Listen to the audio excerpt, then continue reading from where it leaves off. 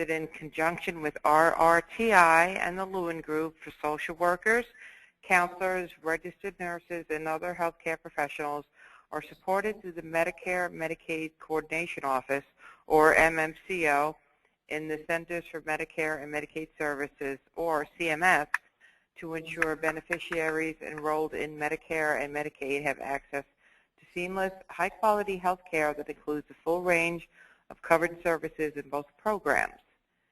To support providers in their efforts to deliver more integrated, coordinated care to Medicare, Medicaid enrollees, MMCO is developing technical assistance and actionable tools based on successful innovations and care models, such as this webinar series. To learn more about current efforts and resources, please visit Resources for Integrated Care at www.resourcesforintegratedcare.com for more details. Just a little housekeeping before we get started. Your microphones will be muted throughout the presentation. However, there will be a question and answer portion at the end of this webinar. So if you do have a question, please click the raise hand feature on your control panel at the designated time, and you'll be unmuted by an administrator. You can also type your questions into the chat window, and an administrator will ask the question out loud during the designated time. There will also be poll questions throughout this presentation. A window will appear with the questions, and you can submit your answers at that time. At the conclusion of the webinar, a tab will appear in your browser prompting you to complete the evaluation survey. It is required that you complete this evaluation survey in order to receive 3 contact hours each from the Michigan Social Work Continuing Education Collaborative, New Hampshire Nurses Association, National Association of Social Workers, and the National Board for Certified Counselors. If you're unable to complete the survey at the end of this webinar, you will receive an email tomorrow with a link to complete the survey at that time, if you have not already done so. So at this time, I would like to introduce our instructors to you. Dr. Eileen Triggerboff is a clinical nurse specialist in a private psychotherapy practice in Western New York and is Director of Program Evaluation at the Buffalo Psychiatric Center in Buffalo, New York. Dr. Triggerboff has a doctorate in nursing science and is board certified in 4 areas, as well as being a national and international speaker and consultant on a wide variety of clinical, research, and professional topics. Dr. Triggerboff is author, co-author, and contributor to 14 books and dozens of journal articles, and serves on the editorial boards of several professional journals. Dr. Triggerboff is a partner in an independent research group and provides expert testimony and reports across the country. She's active in community service venues, including clinical settings and family support groups. She also serves as a computer systems and statistical consultant and belongs to numerous professional nursing organizations. Dr. Daniel Triggerboff is a clinical psychologist who has specialized in psychological assessment, consultation, and treatment of chronic pain syndromes. He has also worked extensively in geropsychology, has expertise in capacity determination, and behavioral treatment planning with developmentally disabled people, as well as with other patient populations. So now we'd like to begin. Thank you. Well, good afternoon, everybody. We're here for Module 2 of Pain in People with Developmental Disabilities. And today we're going to be talking about assessment. But before we get to that, just a reminder, we'll go for about 70 or 75 minutes, take a 10 or 15-minute break, and then we will go for about another 75 or 80 minutes, and there'll be time at the end, 10 or 15 minutes for any questions that people may have. So, minor technical glitch will be right with you.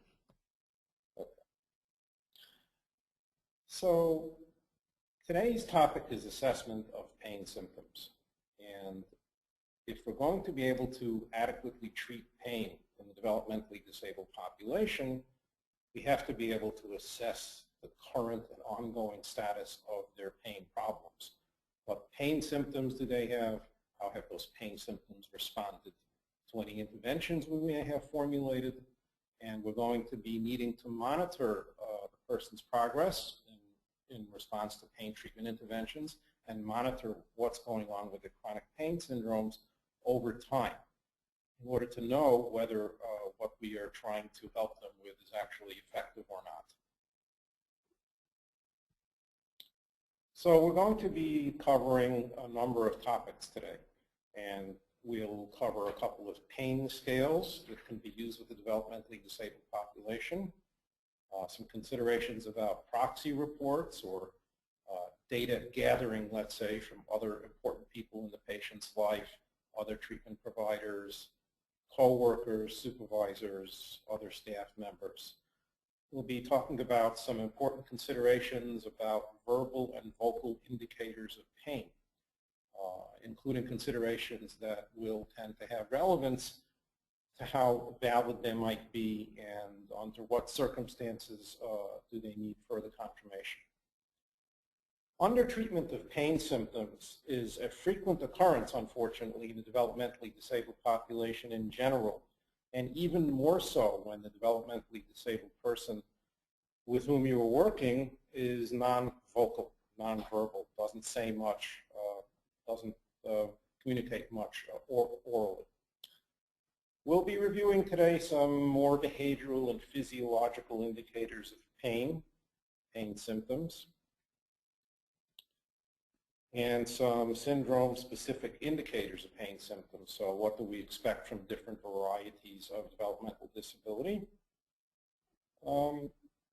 Many times we're working with developmentally disabled people who also have psychiatric difficulties. So for example, we might be working with a Down syndrome person. The person has Down syndrome who is also clinically depressed, and then that person might go on to develop a pain problem.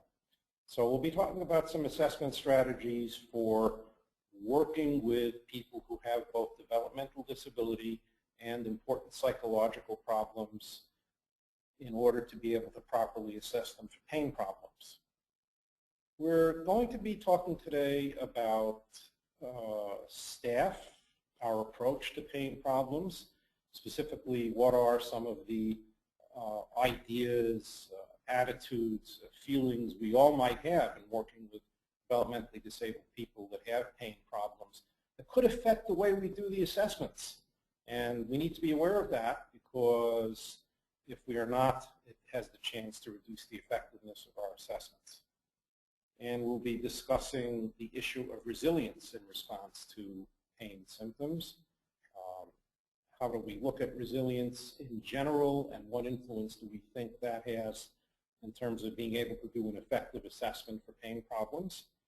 And we will also cover today the extremely important topic of documentation.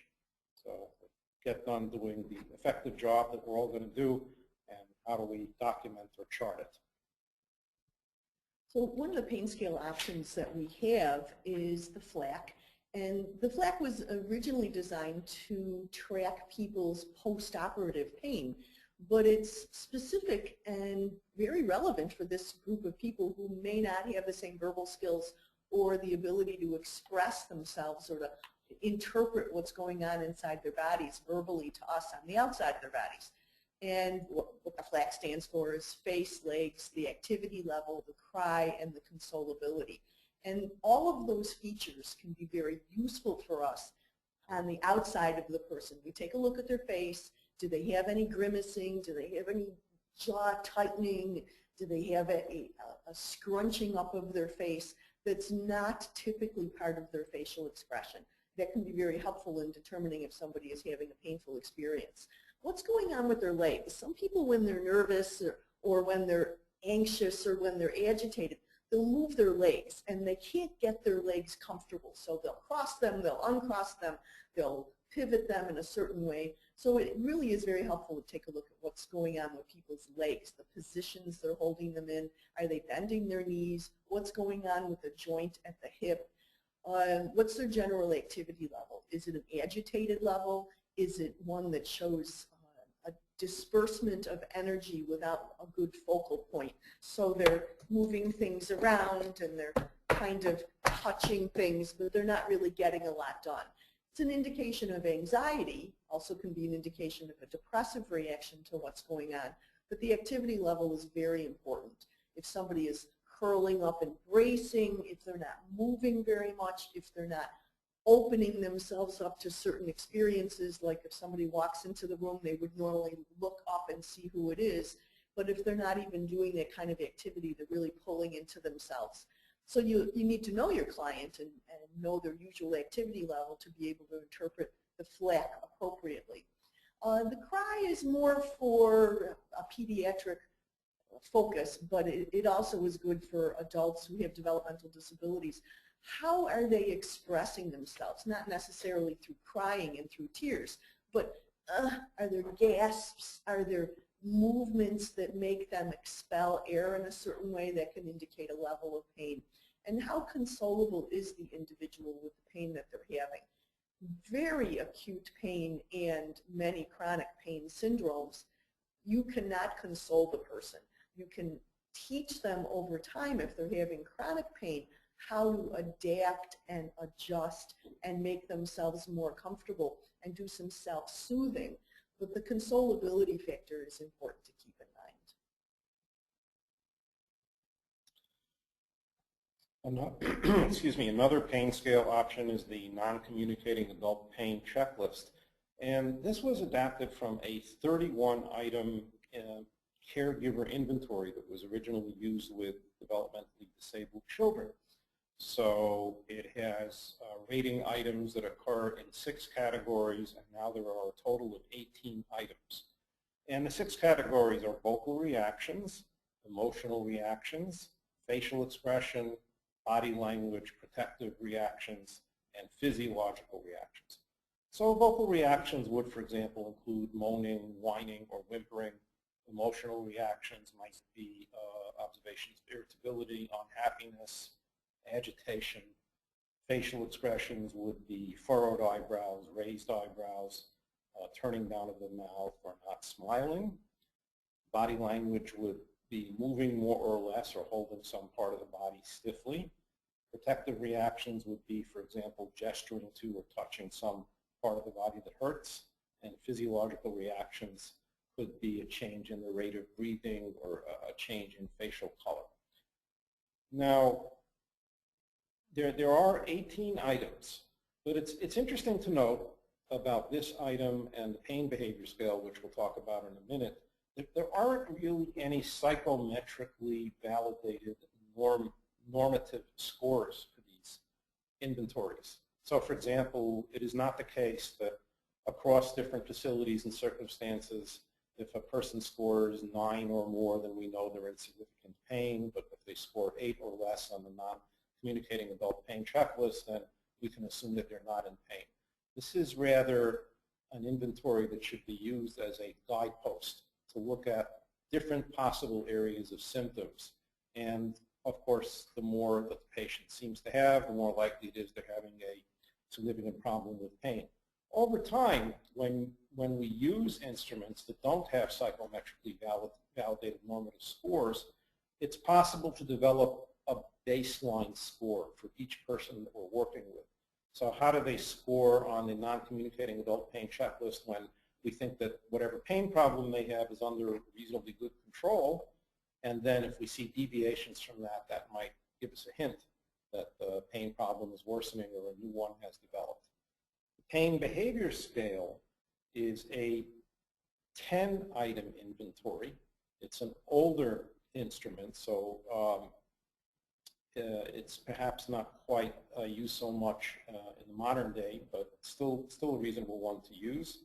And we're looking at 10 different behaviors that might indicate pain on the pain behavior scale: vocal or making sounds, verbal or saying words, time spent lying down, grimacing, changes in posture, changes in mobility, making gestures that would seem to indicate pain, the use of supports when moving or standing, the inability to sit or lie down in a relaxed position, and the use of pain medications are the 10 factors that contribute to a score on the pain behavior scale. So some other scale options that we wanted to put out there for you was the Pain Detect questionnaire. It's also called the PDQ. The LEADS assessment of neuropathic symptoms and signs, which is called the LANS, and a pain visual analog scale. And what's been very helpful, and we've noticed this happens with a variety of different kinds of developmental disabilities, is that sometimes people really need something visual, sometimes people really need a number, and sometimes people need a story to go through. So the pain visual analog scale is something I'm sure you've seen a number of times. It has facial expressions that show from no pain, person is happy, down to the worst possible unbearable and excruciating pain.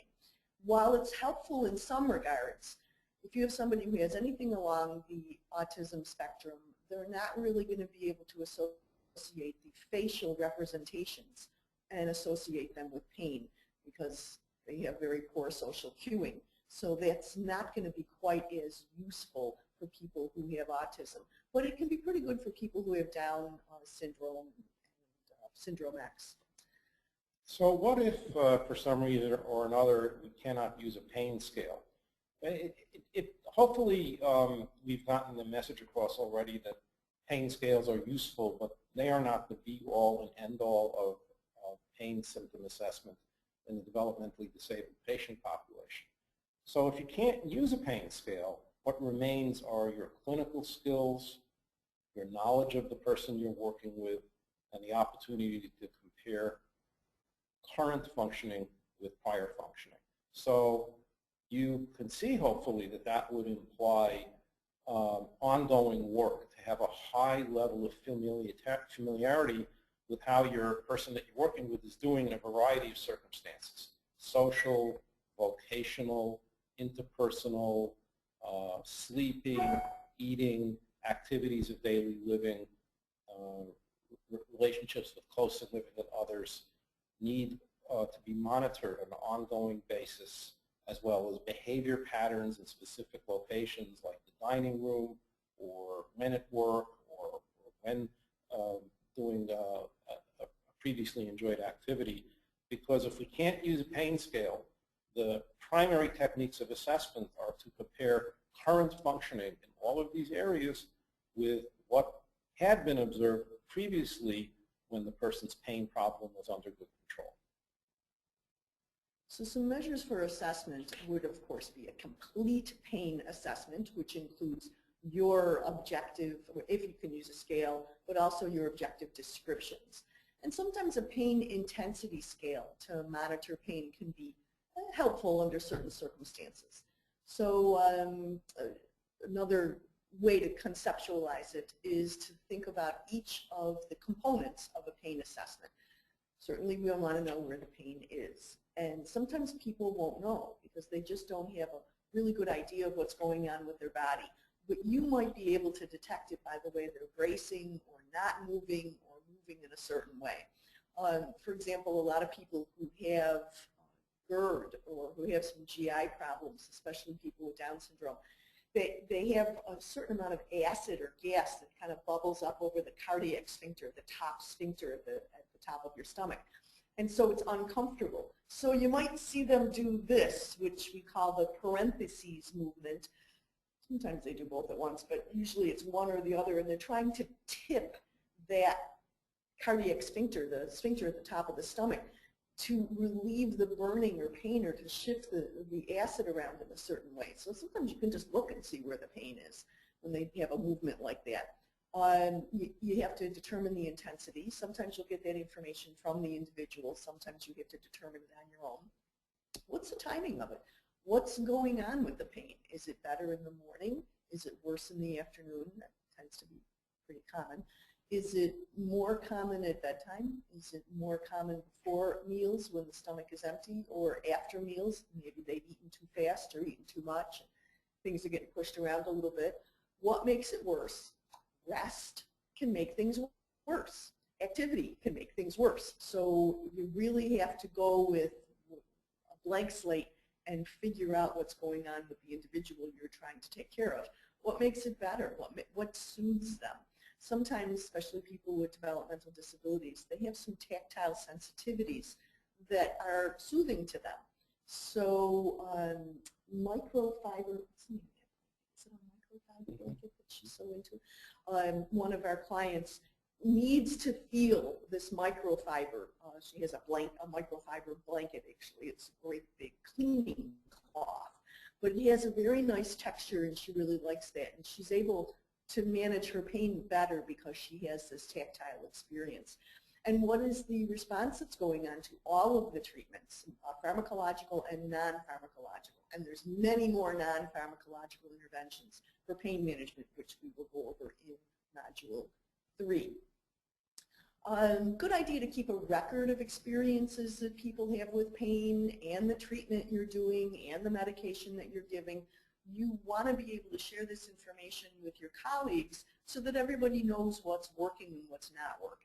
And there might be some drift from something used to work, but now it's not working very well. So you want to write down the date and the time that the pain is happening, and the pain intensity can be a scale from 0, no pain, 10 to excruciating pain, or a little or a lot, depending on how the person is able to communicate that to you or the way that you are assessing it. You're going to look at non-medication treatment for the pain. Tactile experiences, posturing, soothing, having something to, like ice chips to suck on or something to occupy them, distraction. All of those are non-medication treatments. What meds are you given? Aspirin, Tylenol, oxycodone, whatever people are taking. And what was the person doing when the pain began, if they can communicate that to you? And also, an hour after you've done the medication or non-medication treatment, how has the pain intensity changed? And we log it in at an hour, because that's generally the standard for good care, is to check after you give a PRN, but certainly after you do a non-pharmacological intervention, is to check the pain intensity, because you want to see if it works. And sometimes you have to double or triple up on activities to see if it's going to work. The proxy reports are very important for people who are nonverbal. So you're going to get proxy reports from other clients. If you're talking about people living in a residence, what are they going to tell you about how they're doing while they're washing the breakfast dishes or something like that? How to use information from others, including family members and other staff members. You want the level of pain. You want to know where is it at? What's the location of it? And you want to know the severity of the pain, either what the individual is indicating in terms of how bad it is for them, or what people are observing in terms of how difficult it is for that person. You want to incorporate everybody else's information based on their descriptions of what are they seeing. Objective reviews of what's going on with another individual is very important. We can use a lot of that information. Sometimes people don't realize how valuable their observations are. So whatever they see, you want to incorporate. And what are they thinking about what they're seeing? If they're seeing somebody doing a parentheses movement, are they interpreting that as they're just trying to get attention, which is not all that useful of an interpretation, because they can paint almost everything somebody does with the same brush if they're trying to get attention. But are they interpreting it in a way that really shows that they know the individual? What's the impact on their function? Are they able to do their ADLs? Are they able to get up and do things? And what's the impact on their quality of life? The verbal indicators of pain that somebody will share with you, language is, of course, the top of the heap. If somebody can say, this hurts, my head hurts, my stomach hurts, my foot hurts, then that's the best in terms of verbal indicators of pain, if they can use their language. If their verbal indicators are not very precise with their language, a body map can be very helpful. You have them point on the map where they're hurting. Although we have hit a couple of funny things where people, you have that general supine standing up person that Michelangelo drew, and we showed that to a young woman, and she's like, I have hair, I have long hair, because the person doesn't have any hair. So sometimes you get those very literal translations of what you're trying to get in terms of information.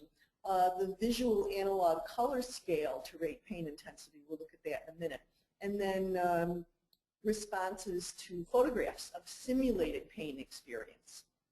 So for the pain scale color, this is red, scarlet red usually indicates an agonizing amount of pain, and the very cooler greens can indicate no pain. And there's also numbers and words associated with the colors. So this can be very useful for individuals who have a variety of different developmental disabilities. They're able to get something across to you because of this particular scale. This one, where you have pictures of people who are having certain experiences, like you have somebody in a wheelchair and they bumped into a door. Or you have somebody who's getting their blood drawn with somebody holding the syringe at a distance, which is not really how you do it. You don't give injections or draw blood in that way, but just to highlight on the syringe, the needle as the source of pain. Someone who's in a wheelchair because they're not able to walk because they have pain or they have spasms. Somebody who got a bug bite or a wasp sting. That can be for a number of different reasons. And it does actually look like a bee, and we've been corrected on that. I was bit by a spider, and that's not a spider. So they'll correct us on that. You have a man who's hitting his head on a low doorway, and we've been corrected on that as well. I don't wear glasses, I don't wear slacks. Somebody who's hurt their head and there's stars coming out of the top of their head. So these pictorials, while they might not be very precise, the individual can actually be encouraged to discuss their pain while they're correcting the photograph that doesn't exactly meet their experience. So sometimes people that we work with a developmental disability don't really tell us words that indicate that they're having pain. Sometimes they're restricted to vocal indicators. And as you see on the slide, these can be utterances like individual syllables or moans and groans or even screams, non-word sounds. You might notice that these are rather similar to the verbal category of the non-communicating adult pain checklist. And an issue that can come up with vocal indicators of pain, as listed on the slide here, is that some of our developmentally disabled people that we work with sometimes do these things anyway, whether they're in pain or not. So how do we tell the difference between a moan or a groan or even a scream or a non-word sound that is emitted because the person is in pain versus this is just part of their occasional, usual and habitual repertoire?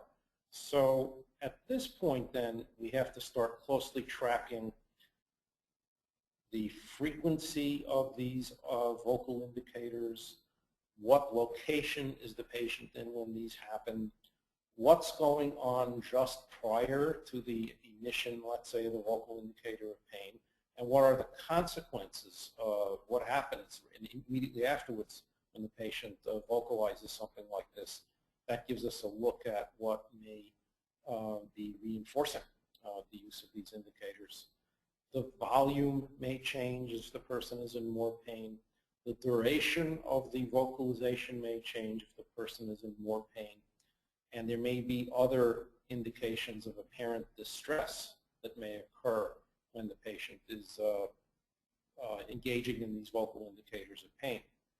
So here, as we mentioned before, what we're doing is comparing in a detailed way the circumstances and topography, let's say, the vocal indicators of pain that are occurring now with what was going on prior to what we think was the onset of the pain problem concerning utterances, moans, groans, screams, and non-word sounds. And we're looking for changes.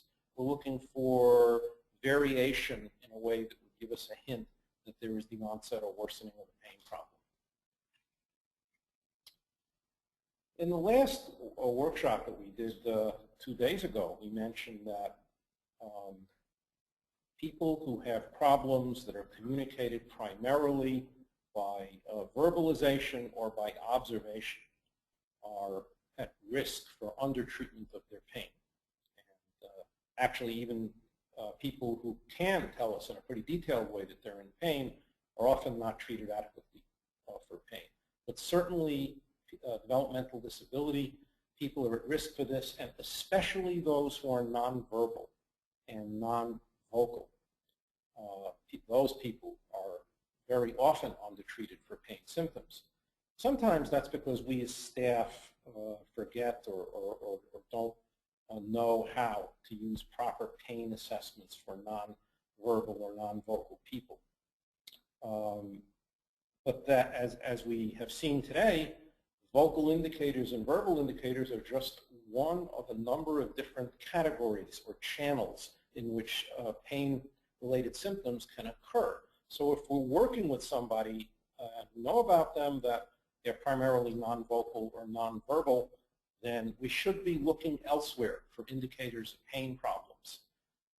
In this case, the absence of evidence of verbal or vocal indications of pain is not the evidence of absence of a pain problem.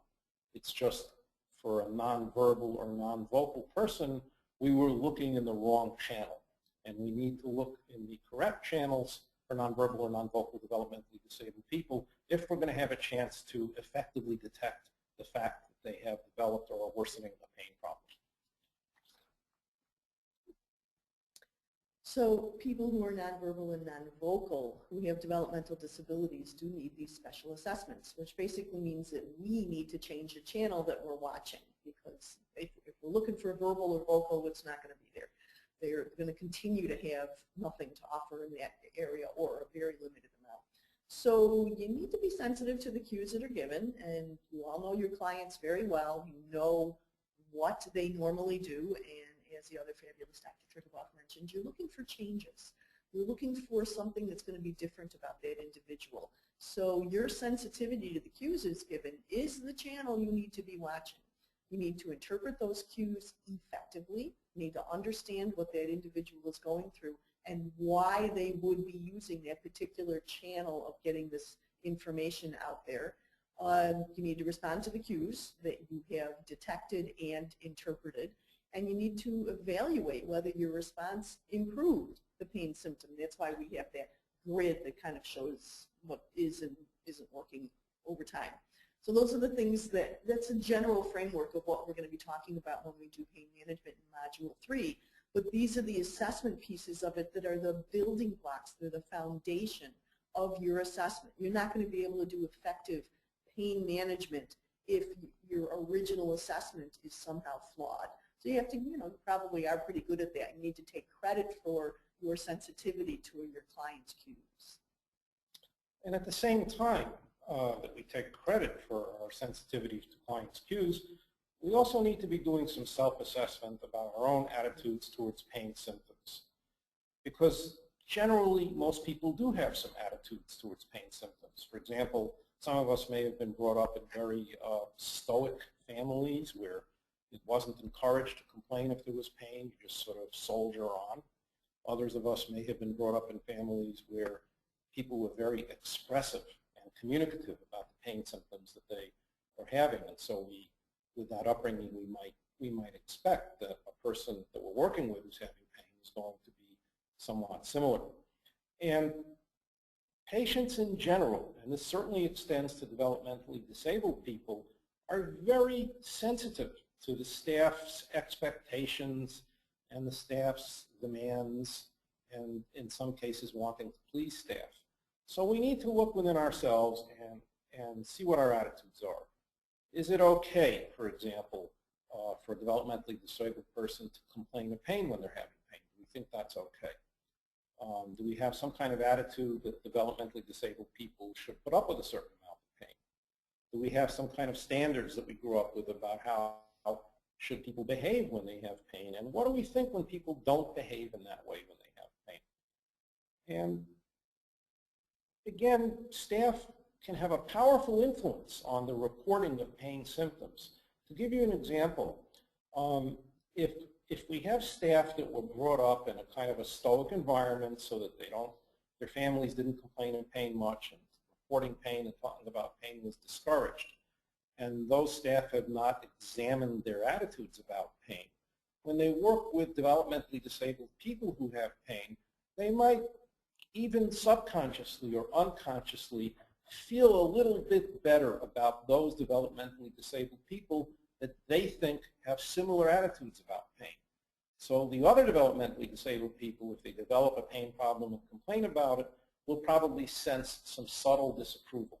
In terms of doing a pain assessment, that means that those people might be less prone to report their pain symptoms. We might miss an important onset or worsening of a medical condition, for example, because over time, staff attitudes have influenced them not to report or talk about pain.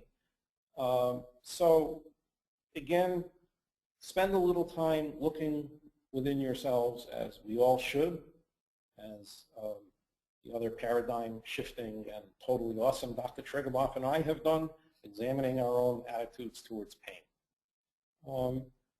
Here are some erroneous assumptions that people sometimes make about pain and developmentally disabled. All of these are wrong. Number one, their nervous systems are so different that pain is not a problem. Absolutely wrong. There's nothing about the nervous systems of developmentally disabled people that makes them any less susceptible to pain. Number two, their intellectual disabilities mean they don't understand and therefore don't feel pain. Absolutely wrong. Remember the last time you were in severe pain, how much did you have to understand to know that you were in severe pain? Developmentally disabled people are exactly the same way. Number three, they don't feel pain as intensely. Absolutely wrong. A developmentally disabled person will feel every single bit of the pain that anyone else would feel from a given cause. And actually, there is some argument to be made that they might even feel the pain more intensely because some of the coping mechanisms that non-developmentally disabled people use to respond to pain might not be present in a developmentally disabled patient. So in the last presentation, 2 days ago, we talked about individual differences. Why does person A with a developmental disability respond in a certain way to pain problems, and person B with a developmental disability respond another way to a similar pain problem? But there are also cultural perspectives that we can take in trying to assess for the presence of pain symptoms. So groups of individuals may share a perspective or a culture around the communication of pain, and that in turn is going to affect the results we get from our evaluations, whether they're in pain or how severe is the pain problem or how are they responding to pain treatment interventions. So for example, especially these days, because developmentally disabled people are living longer than ever, we have different generational groups or different generational cohorts of developmentally disabled people. And just like everybody else, we know that developmentally disabled baby boomer people, when they're in pain, they may be more assertive and demanding. They may frequently seek pain meds when they're in pain. On the other hand, developmentally disabled people from Generation X or Generation Y may need a high degree of support, attention, and positive feedback in their efforts to cope with pain symptoms. Just like in the general population, we sometimes find that men underreport medical problems and pain symptoms. This can also be true in the developmentally disabled population. So if we think we see those kinds of processes going on with a male developmentally disabled person with whom we're working, then it's a good idea to do a little bit more of probing for problems with pain. Different ethnic groups have different values about how much one discloses when one is having some kind of distress versus being reserved and keeping a stiff upper lip and so forth. And so it's a good idea to think about the culture and background of the person that we're working with when we try to plan out how we're going to do a competent pain assessment. And again, family of origin attitudes towards pain, very important. The family may have gone beyond just having, on the one hand, a stoic versus, on the other hand, an expressive attitude about pain symptoms. Some families have very idiosyncratic ideas about pain, illness, medical treatment in general, and if the developmentally disabled person with whom we're working has absorbed those attitudes, then we need to have some idea about that if we're going to have a chance to do a effective pain assessment. So we know in general that some people are more resilient than others, and this is certainly true of the developmentally disabled population.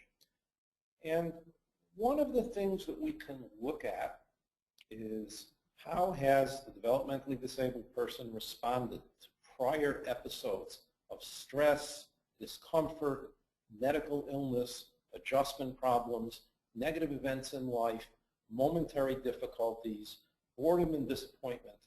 And we may be able to make some prediction from that to how the person is going to respond to an upcoming medical procedure or some injury that unfortunately the person has suffered and now there are pain symptoms. In general, the best predictor of future behavior is past behavior.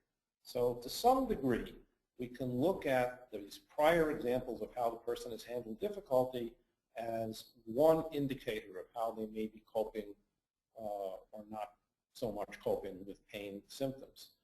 But as we stressed in the workshop the other day, if we're working with a developmentally disabled person who has shown over the course of their lives a high degree of resilience, and now they're undergoing circumstances that seem likely to include a pain problem, we need to do a little bit of extra probing here because the resilience may be leading that person to underreport pain symptoms. And if they underreport pain symptoms, then they're likely to not get the treatment that they need for the pain. And as we mentioned the other day, that can have important negative consequences. So the other day we talked about the 5-factor personality model and pain assessment. And you might recall that our acronym was CANOE, although you can also use OCEAN. But we're going to use CANOE today. And in doing a competent pain assessment, it's helpful to think about the person that we're working with and how do they fall on these different variables. And so to assess conscientiousness, we would think about this person's history. Do they tend to be diligent, careful, and prepare for experiences a lot, plan things out, and expect things to go in a certain order and take measures to ensure that? Or are they more of a laissez-faire, whatever, take it as it comes kind of individual? And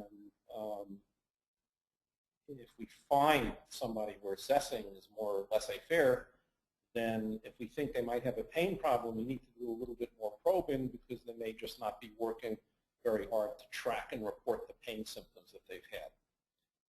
If we're working with somebody who is highly agreeable, they tend to be accepting and basically happy with just about whatever's going on, and they don't change their positive outlook much, and we suspect they might have a pain problem, we need to do a little bit more probing here because one of the things they might be agreeable about is the onset or worsening of pain symptoms.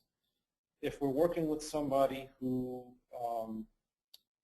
scores relatively low on the neuroticism scale or doesn't tend to have a whole lot of issues. You're not hearing about sadness and anxiety and irritability much. They cope with adjustments and changes and demands in a relatively comfortable way, as opposed to somebody who is high on that scale, let's say, who's usually manifesting some kind of issue, difficulty, anxiety, sadness, psychological crisis of some sort or other. But if the person is low on that scale and relatively comfortable, we might need to do a little extra probing there if we suspect that person might be developing a pain problem because they might be internally psychologically comfortable about the pain. And that might lead them to report it less, and then the pain won't get the treatment that would be optimal for the patient.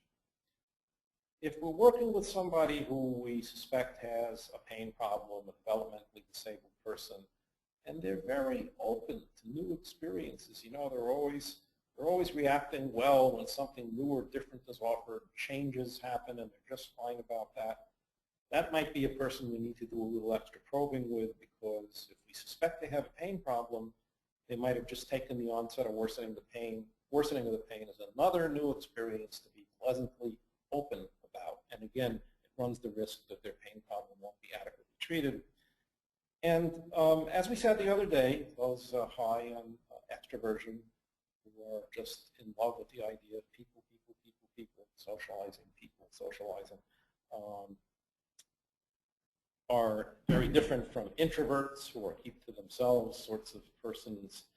And the introvert, the keep to himself or herself sort of person, just may not do a whole lot of communicating about what's going on with other people. And if we suspect that that person is developing or having a worsened pain problem, we need to do a little extra probing there, because otherwise we might not hear about it or observe it, and the pain problem will go untreated or undertreated. And as was the case the other day, we'll just think again about the fact that some of us work with people who also have personality trait disturbances or even personality disorders. So one example of personality trait disturbance or personality disorder can be histrionic, which means that the person is often very expressive and dramatic and flamboyant in the way they present pain. So on the one hand, if we're working with a developmentally disabled person and we're assessing them for pain and we see very dramatic pain complaints, we need to do a little extra research and find out, does that person have histrionic personality traits? Because that's going to affect the validity, let's say, of the dramatic nature of their pain complaints. And similarly, if we're working with somebody we already know about them that they're histrionic, then if they're going to go through an experience like a medical procedure or they've just had, heaven forbid, an accident, then we can make a prediction about what their pain reports and pain complaints might be like, as well as their response to pain relief interventions. And as we said the other day, there are some people who could be classified as somatizing. When they have an emotional difficulty, they report physical distress. So when we're working with a developmentally disabled person who has a history of somatizing, we know about them that in the past, when difficult emotional circumstances have occurred, that they've had more physical complaints and more pain complaints. And now we're in a situation, unfortunately, where there's a new difficult situation, some kind of adjustment problem, a crisis with somebody that they're close to. We need to expect that pain complaints may increase and be alert for that. And similarly, in general, when we assess developmentally disabled people for pain symptoms, one of the questions that we need to ask is this somatizing? This comes under the P, or psychological category, of MESIP, which you may remember from the other day. Is this somatizing? Is the person actually experiencing an emotional or psychological crisis of some sort, turning it into physical distress? We also have, as was mentioned the other day, antisocial personality traits or antisocial personality disorder. And these people can make instrumental use of pain complaints, or in simple English, often the pain complaint is they got something that they want. So if you're working with a developmentally disabled person, you notice that they tend to complain of pain to get out of activities or to get something that they might want, like more rest or more time laying down, watching television, and so forth. It might be good to suspect or probe for, I should say, some antisocial traits. And similarly, if you're working with a developmentally disordered person and you already know about them, that they have antisocial traits or they're diagnosed with an antisocial personality disorder, then if they go on to develop a pain problem, if they have a painful medical procedure, if, heaven forbid, they do have some kind of accident, injury, illness, or difficulty, that the pain complaints will be tending towards looking to get some kind of gain. It doesn't make the pain complaints invalid, but the treatment plan also has to respond in some effective way to the antisocial pattern in the pain complaints. And as we mentioned the other day, some of us work with developmentally disabled people who have borderline personality traits or borderline personality disorder. So with these traits of borderline, we're going to see extreme emotional reactions. We're going to see kind of a cycle where sometimes the person is very dependent on staff members and other times very hostile towards them. Often the staff is going to end up in factions, arguing with each other about the proper treatment of the borderline person, and there may be self-injurious behavior. Sometimes self-injurious behavior, cutting oneself, stabbing oneself, burning oneself, banging the head against the wall, and every other form of self-injury you can imagine. Sometimes that is a response to a pain problem in a developmentally disabled person with borderline traits. So when we see an increase in self-injurious behavior in a person with those characteristics, then one of the things that we need to think about is maybe this self-injurious behavior increase is coming along with a flare-up of their borderline symptoms. And at the same time, a flare-up of borderline symptoms can be responded to with a psychotherapeutic treatment plan. So often when we do assessments of pain symptoms, we are advised to look at facial expression and motor behavior. And that advice extends to the pain scales we were talking about before, which have items that relate to facial expression and motor behavior. But there are some issues with facial expression and motor behavior that relate to their reliability as indicators of pain and their validity as indicators of pain. So let's take facial expression first. Facial expression is often used as an indicator of pain, and it's usually quite reliable. In other words, lots of people, even the developmentally disabled, when they're in pain, they will grimace, or you will see some particular features of their facial expression changing. But the problem with facial expression as an indicator of pain is that some developmentally disabled people do those facial behaviors anyway. So there are developmentally disabled people who are not in pain, who grimace, or who turn the corners of their mouth down, or who frown. And how do we know the difference, between facial expression variations that are due to pain in the developmentally disabled versus facial expression changes that are a part of their habitual repertoire? When we have that question, and we probably should always have that question, it can remind us, number one, probably not a good idea just to use facial expression as an indicator of pain. Number two, we need to look at the other areas in which pain symptoms can be seen, the other channels for pain symptom communication, behavioral, interactional, psychiatric, emotional, functioning in the workplace, functioning in interpersonal interactions, to see if the indication in the facial expression channel is actually an indication of pain. And all of that can be said about motor behavior as well. Usually, when a developmentally disabled person is in pain, there is some impact on their motor behavior. Usually something is seen with an increase in frequency or a decrease in frequency, or they hold themselves differently, or they move differently. But again, when we look at the validity consideration, we see that there are many other possible contributing factors to a change in motor behavior. And some of them can be psychiatric, some of them can be environmental. Remember, we had one patient who liked to sit in the hallway of the facility that she was in. This was an autistic patient, and she liked to stare out the window which overlooked a stand of trees. She liked watching the trees. And then one day it happened that every time she was given time to sit in the chair, look through the window at the trees, and even help to get there, she would, after a couple of minutes, jump up and move away from there. So that was a change in her motor behavior under those circumstances. And we were asked to look into that as well as some other things. And one of the factors was environmental. Remember, the E in MESIP stands for environmental. And there had been some kind of work on or change with the heating and air conditioning vents, and it was just a lot less comfortable at that location for her to sit there in that chair. So in this case, the motor restlessness, if we want to put it that way, was not an indication of pain. It was an indication that it was uncomfortable environmentally in that location. But motor behavior can often change with pain symptoms, onset or worsening.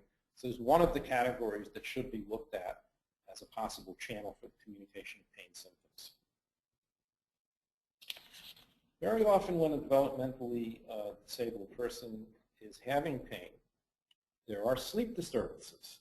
So we see when the person is in pain that they have more trouble falling asleep, or they don't sleep for as long a period of time, or they might have early morning awakening. They might wake up earlier than they usually would have, or they might wake up in the middle of the night and then have difficulty going back to sleep. Or we might observe them sleeping and the sleep looks much more restless and uncomfortable. So when we're working with a developmentally disabled person and we suspect for a variety of other reasons they might be developing a problem with pain, we need to do a sleep study where the patient can be observed, let's say, every hour for whether they're asleep or awake or how they're sleeping, sometimes even more frequently than once an hour. And again, sometimes developmentally disabled people engage in self-injurious behavior. And sometimes that's provoked by pain. So if we're working with a developmentally disabled person, maybe somebody with borderline traits who already regularly injures themselves, if we see a change in the type of the way they injure themselves, or the location where that happens, or the severity of it, or the frequency of it, one of the possibilities for that we need to think about is that there may be the onset or worsening of a pain problem. We also need to think about all the other possible causes in the MESIP framework. And in addition, we need to understand or assess what occurred just prior to the patient injuring himself or herself, because from a behavioral perspective, self-injurious behavior is a response on the part of the patient to a certain situation or problem. And then we also need to look what happens right after the patient injures himself or herself, because from a behavioral perspective, the consequence is what will reinforce or not reinforce further episodes of self-injurious behavior. And sometimes that is wrapped up with a pain problem.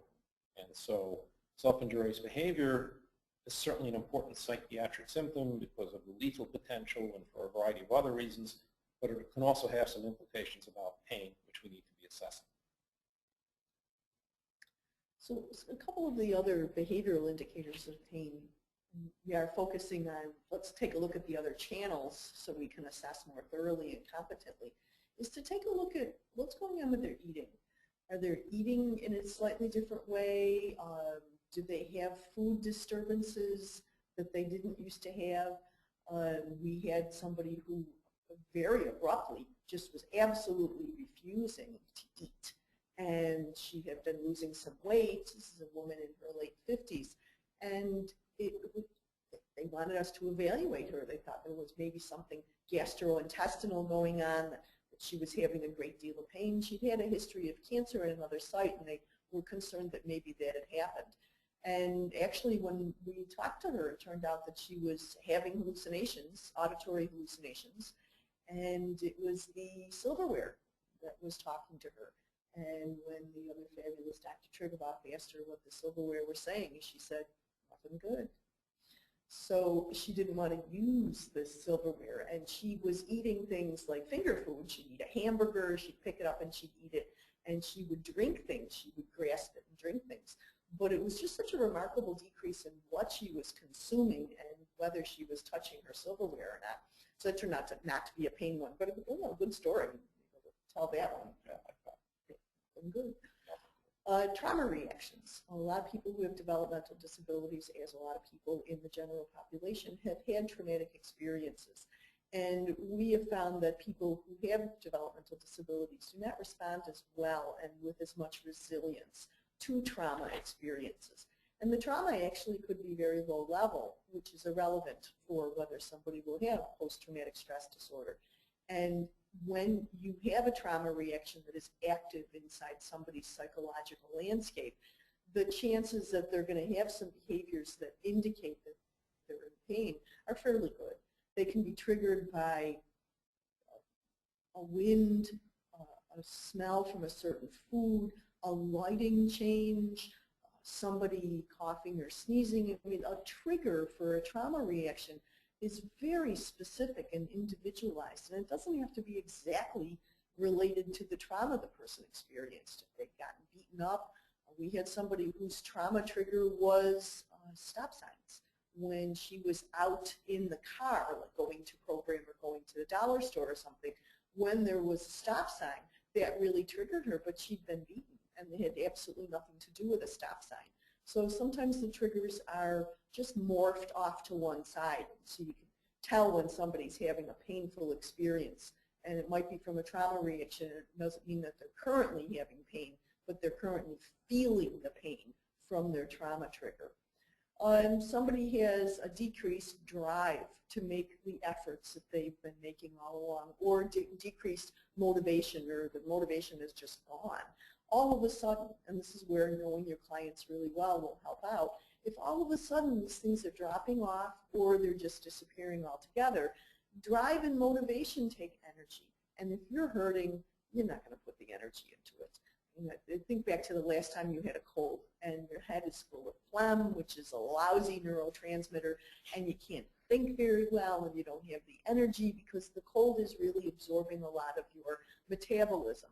And the same thing happens with pain. It absorbs a lot of the energy that drives your body, and you're just not going to feel like doing anything else. The same thing with task completion. A lot of people who have developmental disabilities, whether they're living in a residence or they're living with their families, they have certain tasks that they have to do. It makes them feel more competent. It gives them structure to their day. If that's dropping off, they're not rinsing off the dishes before they put them in the dishwasher. They're not combing their hair. They're just sitting there after breakfast and they're not getting up and doing a series of chores that they need to be doing. That could be an indicator that the person is in pain. The problem behaviors that can occur, again, we're talking about people who might not be verbal enough to say, look, this really hurts. They can have interactional difficulties where all of a sudden they will be rude. They'll turn around and walk away when someone's talking to them. They'll do the head shaking or the finger pointing, or my personal favorite, the snaky neck finger pointing kind of routine where they're just having this disapproving and negative and critical interactional style, which is not typical for them. If they're always like that, then all bets are off. But if their interactions have changed so that they're more abrupt and they have this nasty or mean-spirited intention behind them, it might be that they're in pain. The functional issues that we already discussed, where they're not doing their tasks or they're not doing them as well, or they get distracted, their memory, their concentration is impacted, and it might look like something is going on and you need to stop and think, is it a pain experience? And of course, if they're verbal, the verbal behavioral problems will be yelling, calling somebody a name, interrupting people when they're talking, not finishing their sentences. There's an abrupt stop to the sentence and they move on in a kind of unusual way. So those kind of problem indicators of pain can be very useful in making a good assessment. So many of the developmentally disabled people that we work with are also employed, part-time or full-time, supervised workplace or not. And certain things can happen in those circumstances that can give us a hint that it might be a pain problem. So for example, if task persistence or effectiveness or attention are reduced, this can be an indication that there's the onset or worsening of a pain problem. And again, in many of these cases, we're comparing current performance with prior performance. So the person might already have had some difficulties, for example, with task persistence, effectiveness, or attention to detail, but now they are notably reduced. One of the factors we need to think about is a possibility there is the onset or worsening of a pain problem. If the person's apparent enjoyment of the job that they're doing or job functioning decreases, this can be an indicator of pain symptoms. But we would say about this one that some of you might notice if you've worked with people who are depressed that their enjoyment of things tends to decrease anyway. So how do we tell the difference between a decrease in enjoyment of occupational functioning that might be due to pain symptoms versus a decrease in occupational functioning due to depression?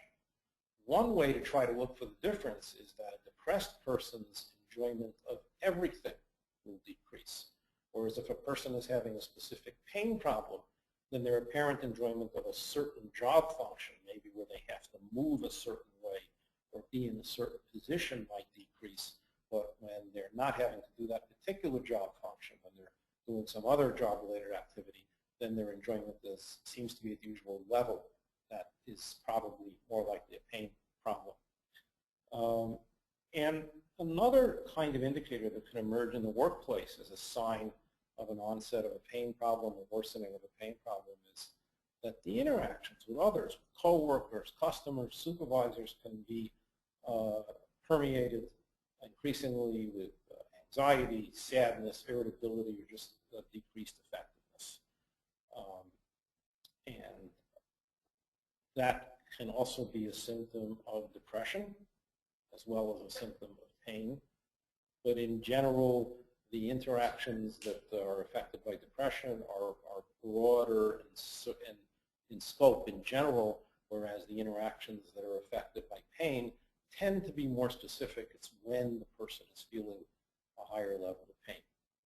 So for example, we had a 25-year-old female Down syndrome patient, and she had a part-time job in a shelter workshop.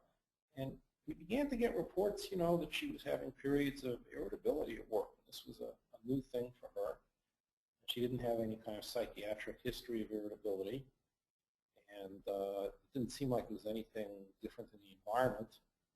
Notice I'm going through the MSIP acronym. And her sensory functioning didn't seem like it was changed. And when she was not irritable, her interactions with others seemed to be pretty consistent. But when we collected observations and made observations of her, it looked like she was irritable when she was sitting, but she seemed to be fine when she was standing. And it turned out that she was having a low back problem. She developed a painful low back problem. Needed to go to the chiropractor, I guess. And that was an example of something emerging in the workplace that told us that there were, in the end, that there was a pain problem that needed to be addressed. So just like indicators of pain symptoms can emerge in the workplace, they also can emerge in activities of daily living, getting up in the morning, getting washed, getting dressed, taking care of oneself. If we see standards of hygiene and dress decline, this can be an indicator of pain problems, particularly when we see an uneven decline. So for example, if a person washes up okay and puts on clean clothes and relatively neatly as they usually do, but their hair is disheveled. This could be, for example, that they're having trouble lifting the comb or brush over the height of their shoulder. It could be a pain problem, let's say a shoulder problem, like a rotator cuff injury, for example. So a general decline in the observable standards of hygiene and dress often comes from another origin point, but can come from pain. But a specific grooming difficulty is fairly frequently associated with pain problem. If the physical abilities to perform tasks decline in general, though, this could be the sign of a more extensive medical problem or some kind of severe pain problem. So even when the decline is general, we need to be looking for pain as one of the possible contributing factors. One of the unfortunate things that happens when we see indicators of pain emerging in a person's activities of daily living is that the result of that is that they have decreased hygiene or poorer dress or poorer grooming, and frequently that attracts negative reactions from other people. So we can get an unfortunate vicious cycle here where the person has pain, they don't groom themselves as well, they start getting more negative input from other people, causes emotional distress, maybe they start to develop a little bit of depression.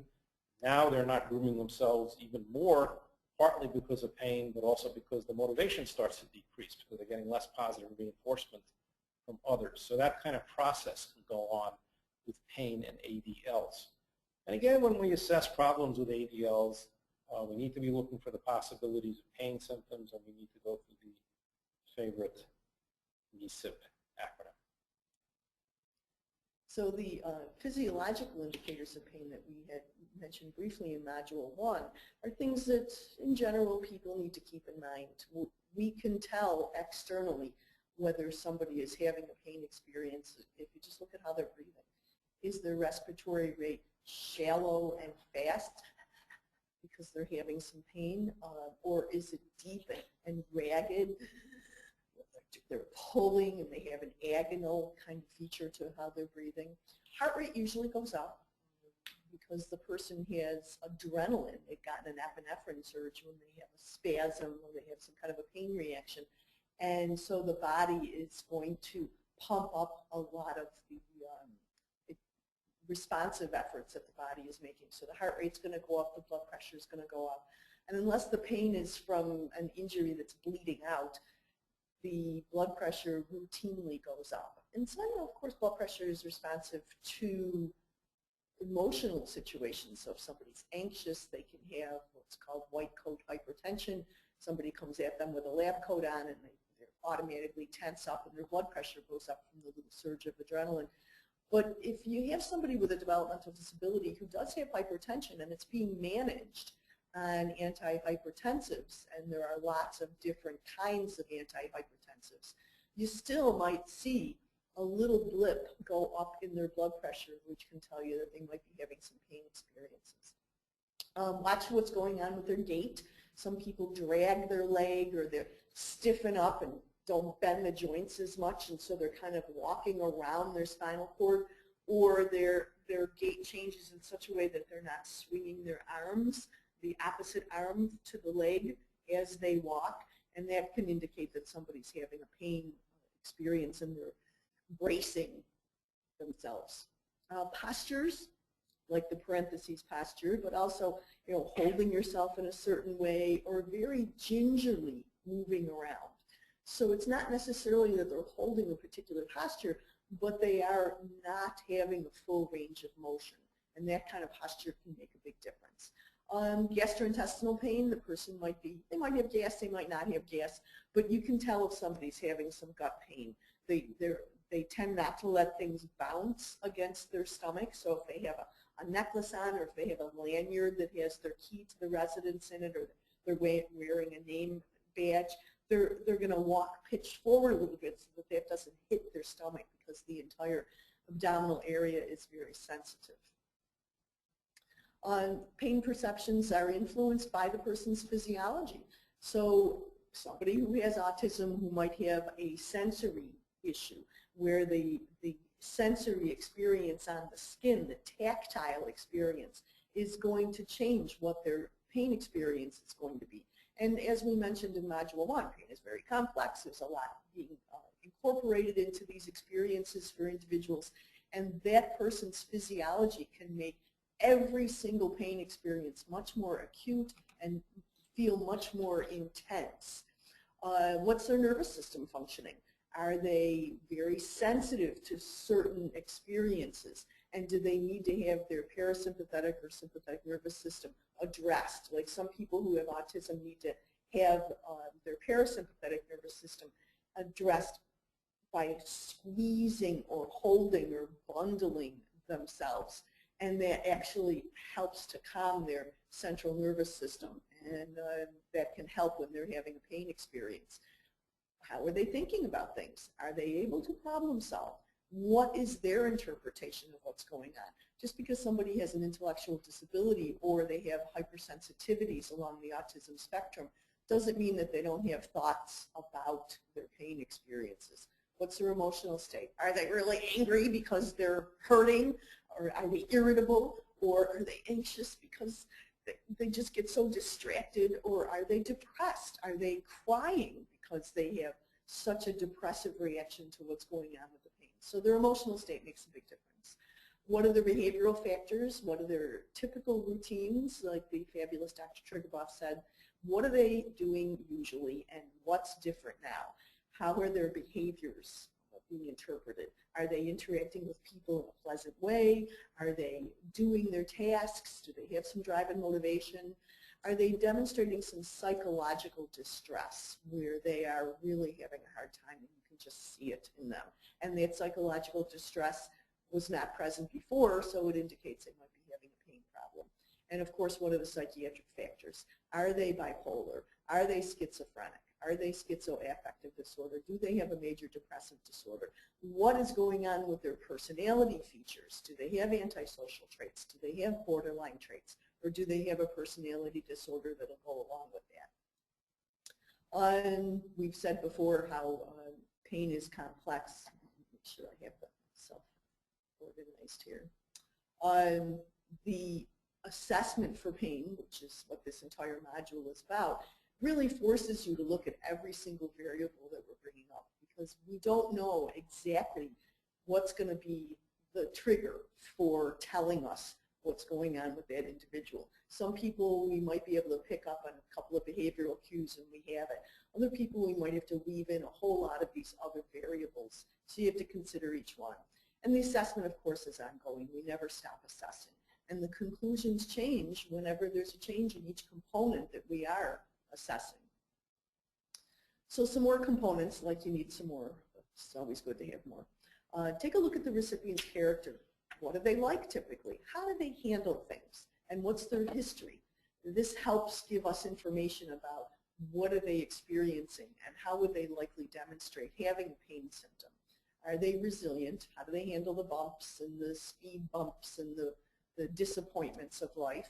What's their temperament? Are they typically able to handle things very well? Just had a lovely experience with a 30-something-year-old woman with Down syndrome, and her mother had died very precipitously, had cancer, and within a couple weeks she had died.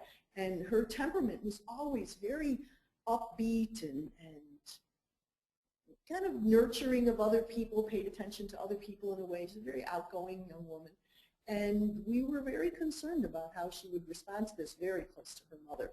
And her temperament just carried her right through it. She just, you know, at the funeral, she just touched the casket and said, you know, have a good trip, Mom. And just to her, the whole thing is just another stage of life.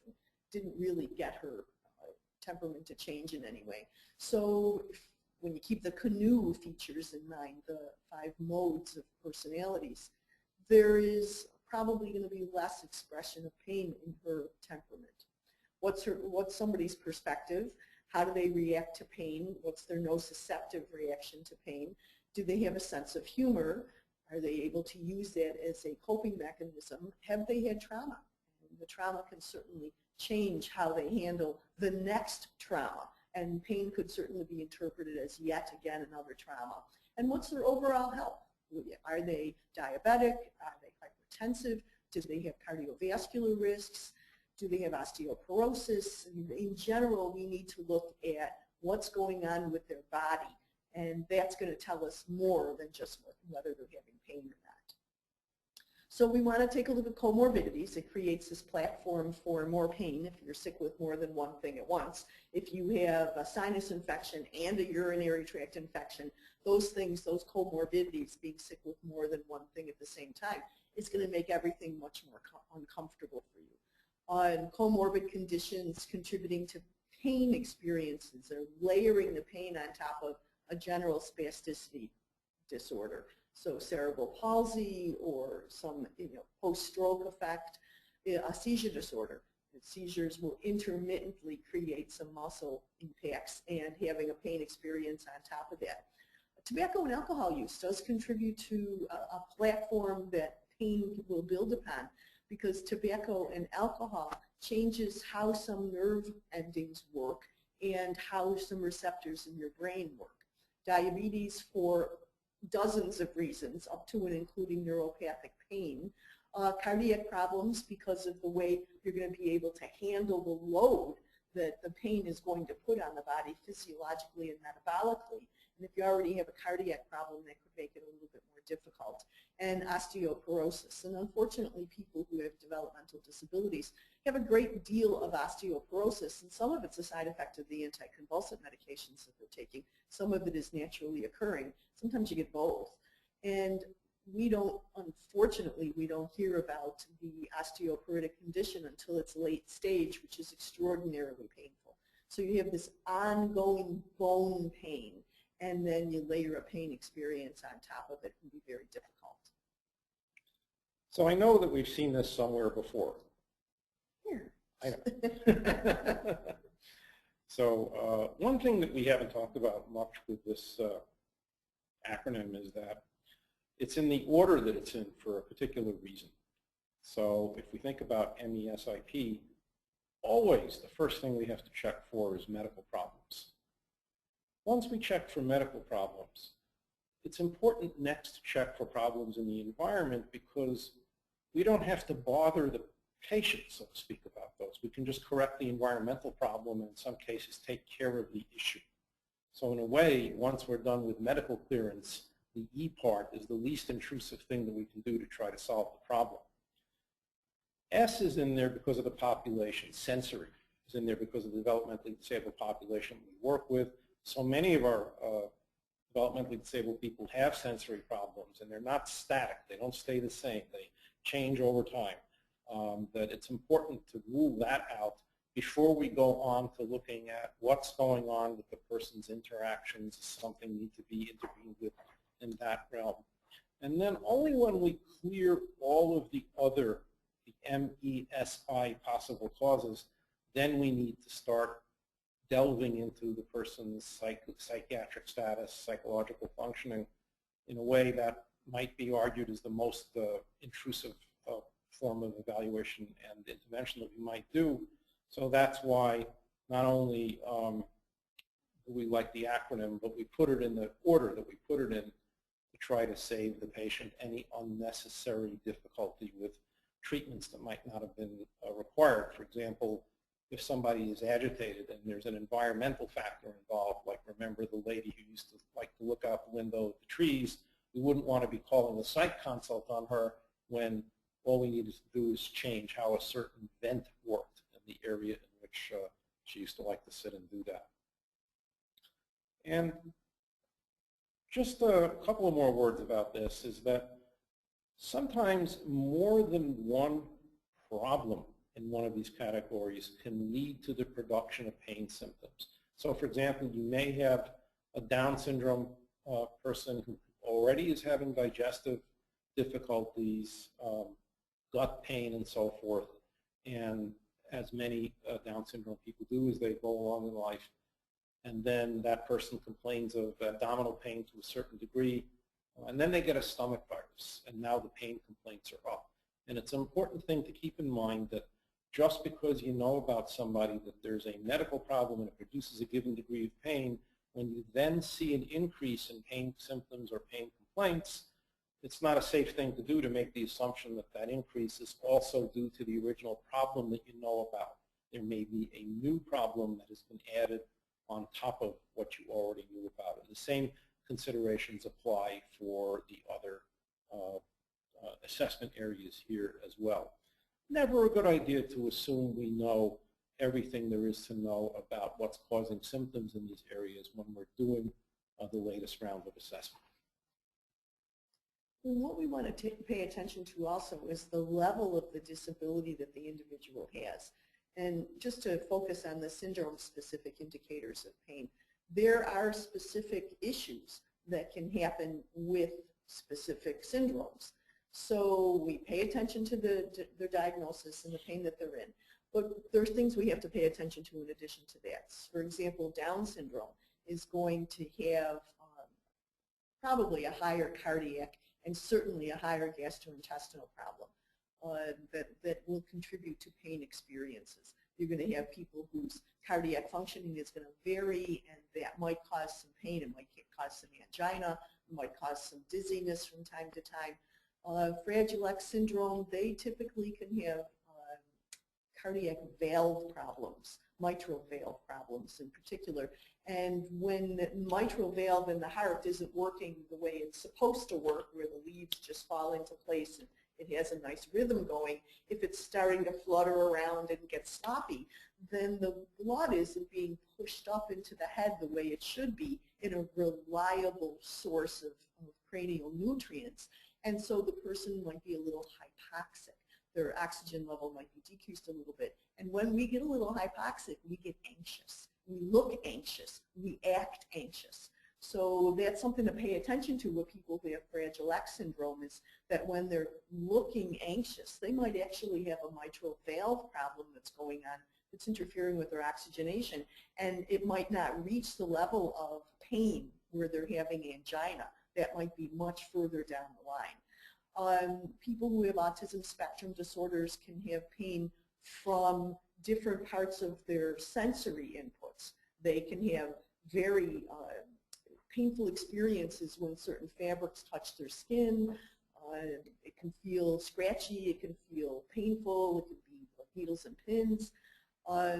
People who have dementia in general can have generalized pain, and they are accompanying what's going on with their dementing process with a certain tension and suspicion about what's going on. They're bracing.